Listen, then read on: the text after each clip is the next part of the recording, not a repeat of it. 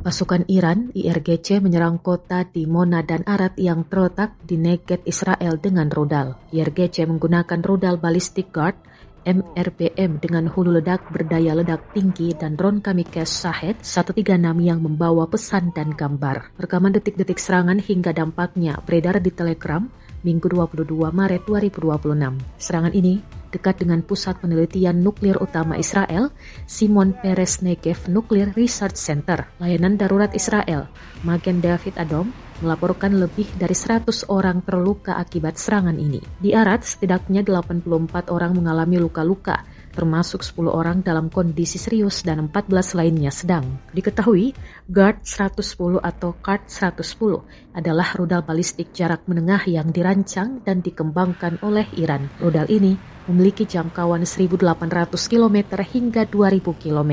Angkatan bersenjata Iran pertama kali memamerkan rudal ini kepada publik pada parade militer tahunan untuk memperingati perang Iran-Irak.